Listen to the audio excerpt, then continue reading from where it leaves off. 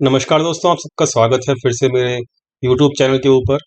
दोस्तों, एक चीज़ मुझसे टेलीफ़ोनिक कॉल और व्हाट्सएप और टेलीग्राम डिफरेंट डिफरेंट मीडियम के थ्रू हमेशा पूछी जाती है कि दोस्तों क्वेश्चन उनका सिंपल होता है। वो सिंपल क्वेश्चन क्या होता है, क्या हम करोड़पति बन सकते हैं स्टॉक मार्केट से? दोस्तों, करोड़पति बन सकते हैं या नहीं बन सकते, वो एक अलग बात है।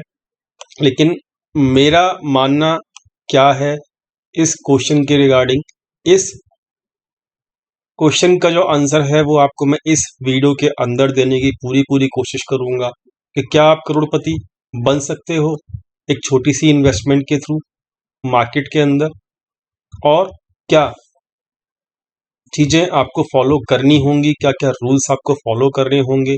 ये सब चीज़ों की चर्चा मैं आपको आज की इस वीडियो के अंदर करके दूंगा। साथ में मैं अपने छोटे ब्रदर जो कि अभी अभी जिसने रिसेंटली लास्ट 2 से 3 महीने से ही ट्रेडिंग शुरू की है, मतलब ही इज़ एक्चुअली मतलब लर्निंग द स्टॉक मार्केट। तो मैं उनका तरीका ही बताऊंगा कि उनका क्या माइंडसेट है, और we will learn through an example, live example. तो यहाँ पर क्वेश्चन सिंपल है। क्वेश्चन सिंपल क्या है कि क्या हम करोड़पति बन सकते हैं, और अगर हाँ बन सकते हैं तो हम किस तरीके से बने। ये डेफिनेटली इसका आंसर आपको आज की इस वीडियो के अंदर मिल जाएगा। दोस्तों, वीडियो पूरा देखिएगा तभी आपको पूरी चीज़ समझ में आएगी। अदरवाइज आपको पूरा का पूरा वीडियो अगर आप स्किप करके देखोगे तो आपको कुछ भी समझ में यहाँ पर नहीं आने वाला। दोस्तों, यहाँ पर करोड़पति बनना स्टॉक मार्केट के अंदर आसान बात नहीं है। क्यों? क्योंकि यहाँ पर ऐसा माना गया है डिफरेंट डिफरेंट सर्वे के द्वारा कि यहाँ पर 95% रिटेल ट्रेडर जो होता है वो आपका पैसा लूज करता है, और ये सभी लोग जानते हैं। सभी रिटेल ट्रेडर्स के दर्द जो हैं वो मैं बहुत काफ़ी समय से सुनता आया हूँ थ्रू मतलब ऑन माय व्हाट्सएप और ऑन माय मतलब चाहे वो किसी भी मीडियम के थ्रू उन्होंने बताया हो मुझे। तो रिटेल ट्रेडर्स मोस्टली जो होता है 95% के आसपास वो दर्द में ही रहता है, मतलब वो लॉस में ही रहता है, और वो प्रॉफिट में ही नहीं आ पाता। तो वहां पर करोड़पति बनना मतलब वो किस तरीके से सोच पाएगा, ये एक बहुत बड़ा सवाल है।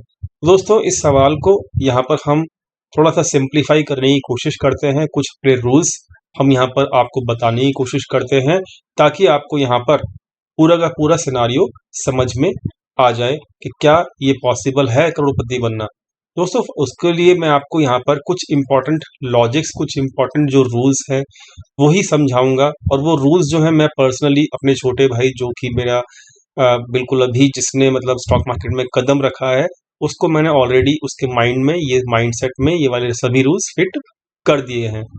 दोस्तों, यहाँ पर सबसे इम्पोर्टेंट चीज हमको पहले समझना पड़ेगा कि पैसा लूज क्यों करते हैं रिटेल ट्रेडर। दोस्तों, यहाँ पर दो चीजें काम करती हैं पैसा जो लूज करवाती हैं। दोस्तों, होता क्या है कि यहाँ पर लालच यानी कि ग्रीड, ग्रीड जो होती है दोस्तों वो लालच होता है, और एक ग्रीड जो है वो पैसा लूज करवाती है। सबसे पहले हमको ये समझना पड़ेगा। दूसरा इंपॉर्टेंट फैक्टर जो होता है वो होता है दोस्तों फियर। ग्रीड और फियर का जो खेल होता है ये क्या कहते हैं, रिटेल ट्रेडर्स को बहुत ज़्यादा परेशान करता है, और इसी की वजह से सारी की सारी कैपिटल को रिटेल ट्रेडर ख़त्म कर देते हैं बहुत जल्द, और वो कंट्रोल ही नहीं कर पाते अपने इमोशंस को, अपने ग्रीड को, अपने फियर को। तो दोस्तों, ये ग्रीड और फियर के ऊपर मैंने एक वीडियो भी बनाया हुआ है। ऊपर आई बटन के अंदर उस वीडियो का लिंक मिल जाएगा, आपको चेक जरूर कीजिएगा। दोस्तों, इस ग्रीड एंड फियर को कंट्रोल कैसे कर सकते हैं ये हम अभी थोड़ा सा समझ लेते हैं छोटी सी 2 लाइनों के अंदर। दोस्तों देखिए, ग्रीड एंड फियर जो है कंट्रोल कर पाना हर किसी के बस की बात नहीं है। लेकिन एक सच्चाई जो है, वो सच्चाई क्या है ये आप नोट डाउन कर लीजिएगा कि कंट्रोल ग्रीड एंड फियर वही कर पाएगा जो लर्न करेगा स्टॉक मार्केट को। क्योंकि लर्निंग करने के बाद उस इंसान को ये समझ में आ जाएगा कि मेरा स्टॉक मार्केट किस कंडीशन में अभी खड़ा है, किस कंडीशन में मेरा स्टॉक मार्केट अभी आगे जाने वाला रहेगा, या फिर किस कंडीशन से मेरा स्टॉक मार्केट बाहर निकल के आया हुआ है। तो अगर आपको सिचुएशन पता होगी स्टॉक मार्केट की पर डे बेसिस के ऊपर या वीकली बेसिस के ऊपर कि मेरी स्टॉक मार्केट अभी सिचुएशन किस किस सिचुएशन में चल रहा है, तभी आप इस ग्रीड एंड कंट्रोल को मतलब ग्रीड एंड फियर को कंट्रोल कर पाओगे। अदरवाइज आप इसको कंट्रोल नहीं कर सकते। केवल और केवल एक ही तरीका है ग्रीड एंड फियर को कंट्रोल करने का, वो है दोस्तों लर्निंग। और दुर्भाग्य ये है कि लर्निंग के ऊपर ज़्यादा रिटेल ट्रेडर्स फोकस नहीं करते हैं। उनको केवल और केवल एक ही चीज़ समझ में आती है कि बस हमारी अर्निंग हो जाए। हम अगर 1 लाख रुपए स्टॉक मार्केट के अंदर लेकर आए तो जल्दी से जल्दी वो डबल हो जाएं, या फिर 4 टाइम्स हो जाएं, या 5 टाइम्स हो जाएं, और वो विदाउट लर्निंग ही अपनी इन्वेस्टमेंट चालू कर देते हैं। और इसी की वजह से जब उनको पता ही नहीं होता है कि मार्केट के अंदर कब करेक्शन आना है, कब बाउंस आना है, मार्केट का ट्रेंड क्या रहेगा, मार्केट का ट्रेंड कैसे डिसाइड होता है, तो वो सारी की सारी कैपिटल यहाँ पे लूज कर देते हैं। और फाइनली वो बहुत जल्द ऐसे इस टाइप के रिटेल ट्रेडर्स मार्केट से बाहर हो जाते हैं। तो हमको समझना पड़ेगा, एक ही चीज जो है आपको बचा सकती है वो है लर्निंग। और इसीलिए मैंने अपने चैनल के ऊपर हर वीडियो के अंदर आपको लर्निंग देने की पूरी कोशिश करता हूं। और जो भी लोग इस चैनल से जुड़े हुए हैं उनको रेगुलरली हर वीडियो के अंदर लर्निंग जरूर मिलती है। तो दोस्तों ग्रीड एंड फियर तभी आप कंट्रोल कर पाओगे जब आप लर्निंग पे फोकस करोगे। और लर्निंग जो है वो कंटिन्यूस प्रोसेस होती है दोस्तों। लर्निंग जो होती है वो पर डे चलती रहती है, आपकी लर्निंग कभी खत्म ही नहीं हो सकती, ये भी आप समझ के चलिएगा। दोस्तों ग्रीड एंड फियर कंट्रोल करने का मेन जो रास्ता है वो लर्निंग ही है। अगर आप लर्निंग पे फोकस करोगे तो आप ये सब चीज़ों को कंट्रोल कर पाओगे, ग्रीड एंड फियर को, और आप फिर अपनी कैपिटल को सेव करना सीख जाओगे। और जब आपने अपनी कैपिटल को सेव करना सीख लिया तो प्रॉफिट भी आपके हाथ में आ जाएगा।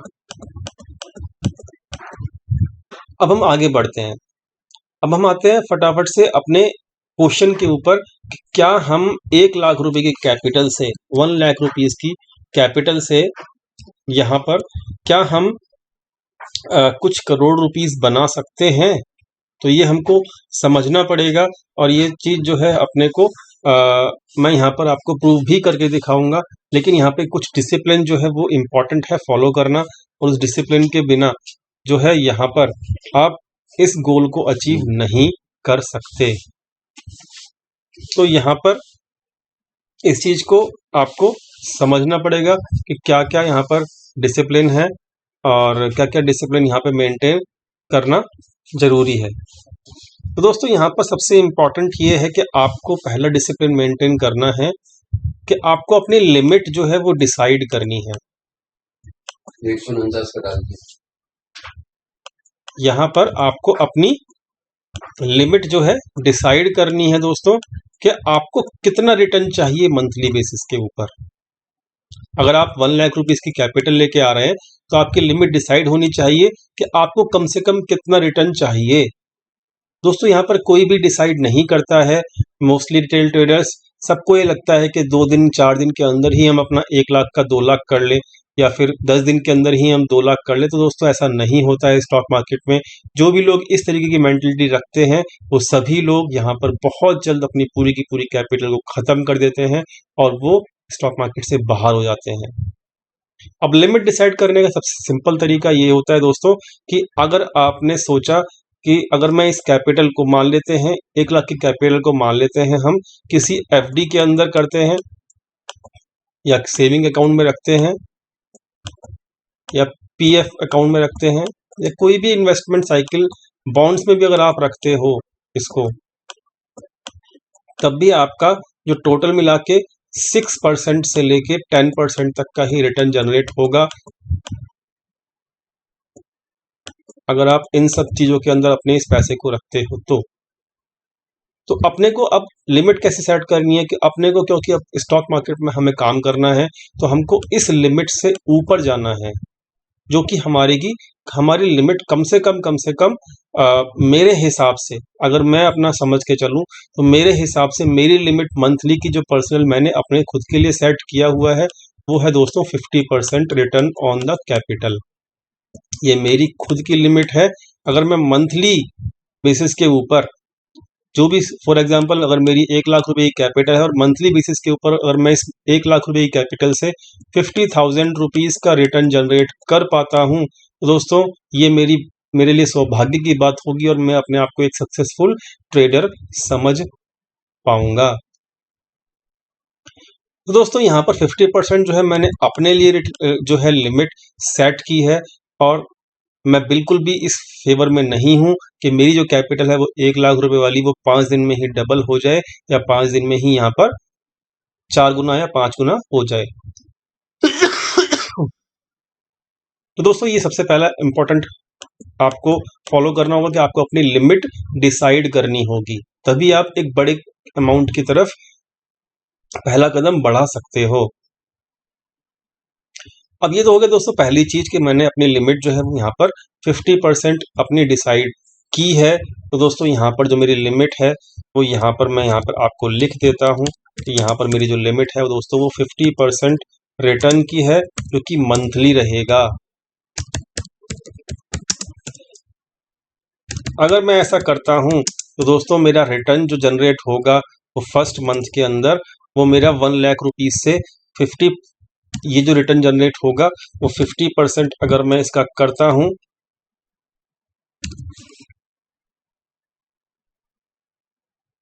दोस्तों यहाँ पर 50,000 रुपीज मेरा टोटल रिटर्न जनरेट होगा एक मंथ के अंदर, जो कि मेरे को एफडी और सेविंग अकाउंट या फिर जो भी दूसरी मेरे इन्वेस्टमेंट मेथड हैं उनसे बहुत ज़्यादा लाख गुना अच्छा है और इसके अंदर मुझे सेटिस्फैक्शन मिलना चाहिए। लोगों को सेटिस्फैक्शन भी नहीं मिलता है और मेरी टोटल कैपिटल जो हो जाएगी दोस्तों वो हो जाएगी मेरी 1 महीने के बाद, जब मैं 1 महीना कंप्लीट कर लूंगा तो मेरी यहाँ पे टोटल कैपिटल हो जाएगी तकरीबन 1.5 लाख रुपए।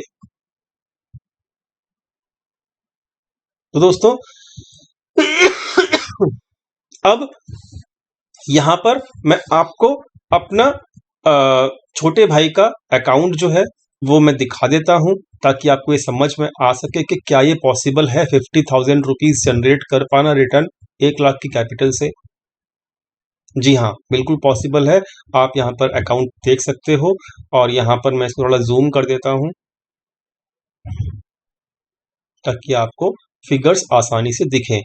दोस्तों यहाँ पे आप डेट देख लीजिएगा कि 9 मार्च को यहाँ पे मैंने अपने छोटे ब्रदर को 96,000 रुपीज का यहाँ पर अकाउंट हैंड ओवर किया, जस्ट टू मेक कि मतलब वो लर्न कर रहे हैं और उनको प्रैक्टिस हो जाए इसी वजह से। और आप चेक कर सकते हो कि 31 मार्च आते आते 31 मार्च को उनका जो अकाउंट का बैलेंस है दोस्तों वहां यहाँ पर 1,33,000 हो चुका है और अभी भी 1 मंथ कंप्लीट होने में तकरीबन 10 दिन का वक्त बचा हुआ है।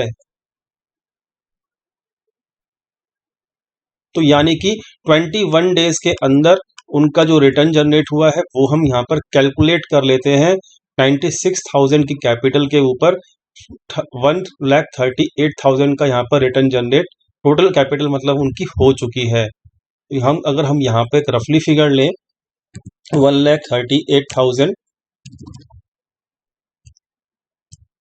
पूरा वीडियो देखिएगा, माइनस 96,000 तो तकरीबन वो 21 डेज के अंदर यहाँ पर आपका 42,000 रुपीज अर्न कर चुके हैं, जो कि बिल्कुल ही न्यू है।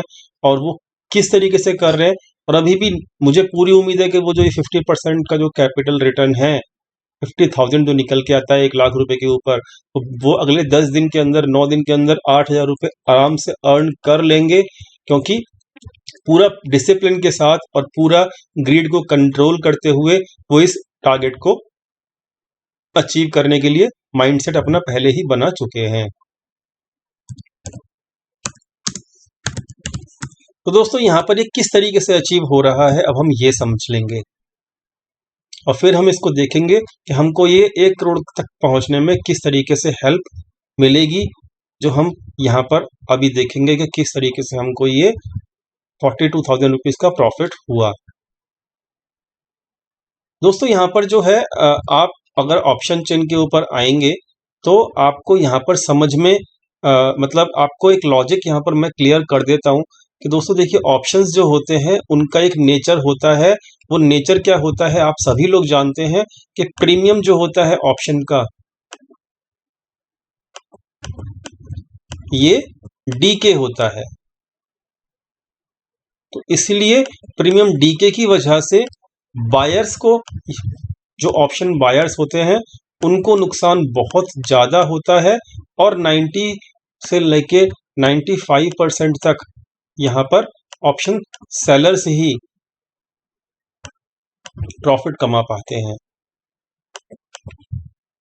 तो यहाँ पर मैंने अपने छोटे भाई को, जो बिल्कुल अभी यंग है और बिल्कुल न्यू है अभी अपने स्टॉक मार्केट की जर्नी के अंदर, तो मैंने उनको यही बोला है कि आप केवल और केवल ऑप्शन सेलिंग के ऊपर फोकस करोगे। तो ऑप्शन सेलिंग करने से 20 दिन के अंदर अंदर उनका जो कैपिटल जो है, जो कि 96,000 था, वो तकरीबन 1 लाख, जो 96,000 का कैपिटल अभी मैंने आपको दिखाया जो कि 9 मार्च को था, तो 31 मार्च तक उनका कैपिटल 1,38,000 हो चुका है। 42,000 का रिटर्न जनरेट कर चुके हैं वो। अब आप कहोगे कि अब आपके माइंड में एक सवाल आ रहा होगा कि ऑप्शन सेलिंग के लिए तो कम से कम 1,60,000 रुपीज चाहिए होता है, तो ये कैसी बात हो रही है कि यहाँ पे 96,000 के अंदर आप ऑप्शन सेल कर सकते हो। तो दोस्तों यहाँ पर एक प्रोविजन होता है ब्रोकर के पास, और उस प्रोविजन को जो है वो सारे के सारे बड़े प्लेयर जो हैं, जो एफआईआईज और डीआईआईज या फिर प्रोप्राइटर्स जो होते हैं, वो सभी के सभी यूज करते हैं और करते आए हैं बहुत लंबे समय से। वो प्रोविजन क्या होता है दोस्तों? वो प्रोविजन होता है हेज फंड।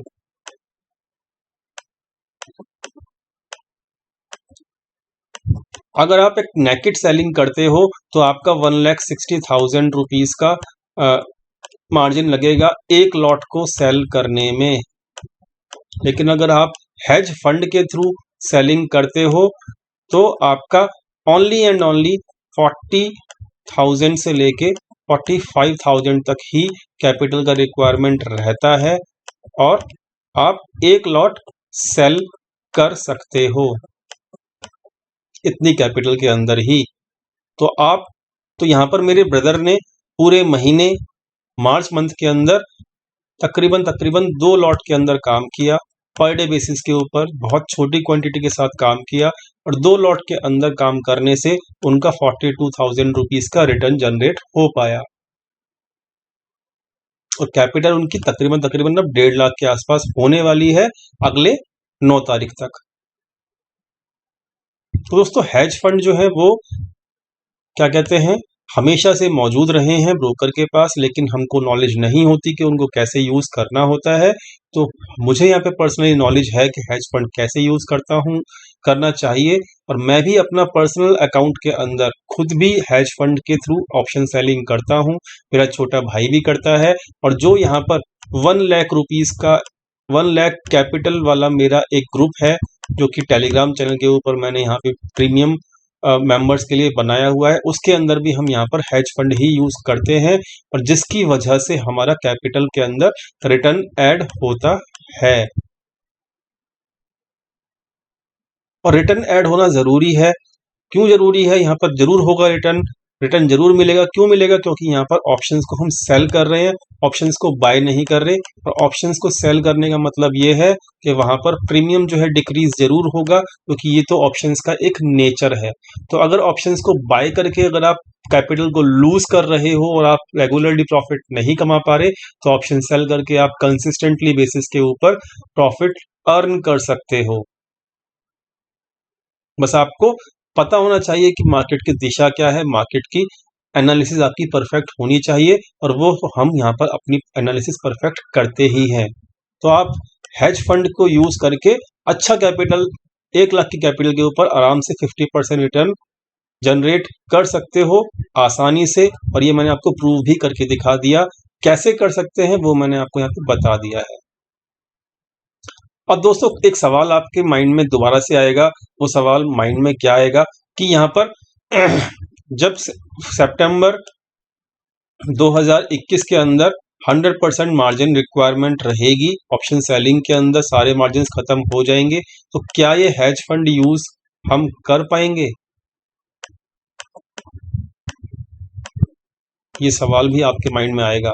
तो दोस्तों मैं आपको क्लियर कर देता हूं, हेज फंड जो होते हैं वो उनका मार्जिन से कोई भी रिक्वायरमेंट, कोई भी मतलब लेना देना नहीं है। ये हेज फंड बहुत पहले से अवेलेबल हैं। डोमेस्टिक इंस्टीट्यूशनल्स इन्वेस्टर्स और एफआईआईज और प्रोप्राइटर्स, ये सभी लोग हेज फंड को यूज पुराने समय से करते आए हैं। और ये हेज फंड जो है खत्म नहीं होने वाले। जब कभी भी आपका 100% मार्जिन रिक्वायरमेंट कंप्लीट हो जाएगी सितंबर 2021 के अंदर, तो इसलिए आप इस हेज फंड को यूज करते रहोगे और लंबे समय तक कर सकते हो। तो ये वाली कंफ्यूजन भी आप दूर रखिएगा। तो दोस्तों यहाँ पर सिंपल सी बात है, मेरा फर्स्ट मंथ के अंदर जो है मेरा 1.5 लाख रुपीस कैपिटल बन जाएगा। 1 लाख की कैपिटल से अगर मैं 50% यहाँ पर रिटर्न की एक्सपेक्टेशन केवल करता हूँ। यहाँ पर मैं ग्रीड नहीं कर रहा, यहाँ पर मैं अपने इमोशंस को कंट्रोल कर रहा हूँ। जिस तरीके से मुझे ट्रेडिंग करनी चाहिए मैं वैसे ही ट्रेडिंग यहाँ पर कर रहा हूँ। एग्जैक्टली अपने सारे के सारे रूल्स को फॉलो कर रहा हूँ, एनालिसिस कर रहा हूँ। उसके बाद मैं यहाँ पे आराम से 50% रिटर्न जनरेट कर पा रहा हूँ। दोस्तों आप कहोगे कि यहाँ तो 1.5 लाख रुपए कैपिटल हुआ, आप बात कर रहे थे 1 करोड़ की। दोस्तों यहाँ पर होगा क्या कि जब मेरा 1 लाख रुपीस कैपिटल था तब मैं यहाँ पर पूरे महीने 2 लॉट के साथ ट्रेड कर रहा था। लेकिन जब मेरा 1.5 लाख रुपये कैपिटल हो जाएगा तब मैं नेक्स्ट मंथ जो है 3 लॉट के साथ ट्रेड करूंगा। फिर जब नेक्स्ट मंथ होगा तो मैं 4 लॉट के साथ ट्रेड करूंगा। और फिर जब नेक्स्ट मंथ होगा तो मैं यहाँ पर 5 लॉट के साथ ट्रेड करना शुरू करूंगा, क्योंकि मेरी कैपिटल जो है वो इंक्रीज होती चली जाएगी। रिटर्न जब 50% ऐड होता चले जाएगा हर महीने, तो मेरे नंबर ऑफ लॉट्स यहाँ पे इंक्रीज होते हुए चले जाएंगे। लेकिन पूरे महीने में इस रूल को भी ब्रेक नहीं करूंगा कि मैं 2 लॉट अगर फॉलो कर रहा हूं तो मुझे पूरे महीने तक ही 2 लॉट पे ही खड़ा रहना है। मुझे यहाँ पे ग्रीड, लालच नहीं पैदा करना कि मैं यहाँ पे 3 लॉट या 4 लॉट से ट्रेडिंग कर लेता हूँ। नो, ये नहीं करना है।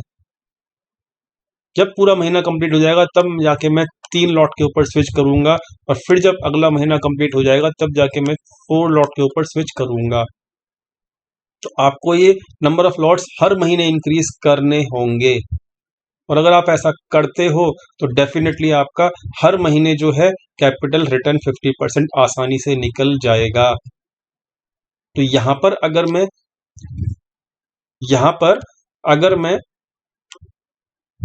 देखता हूं कि मेरा टोटल 1 साल के अंदर कितना रिटर्न जनरेट हो सकता है इस तरीके से, तो मैं यहाँ पर आपको दिखाता हूं कि कितना रिटर्न की मैं एक्सपेक्टेशन कर रहा हूं।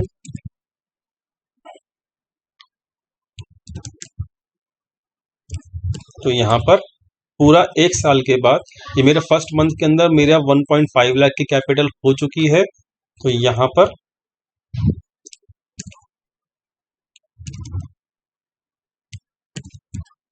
12 महीने के अंदर मेरा जो कैपिटल का साइज होगा वो तकरीबन बहुत ज़्यादा होगा दोस्तों।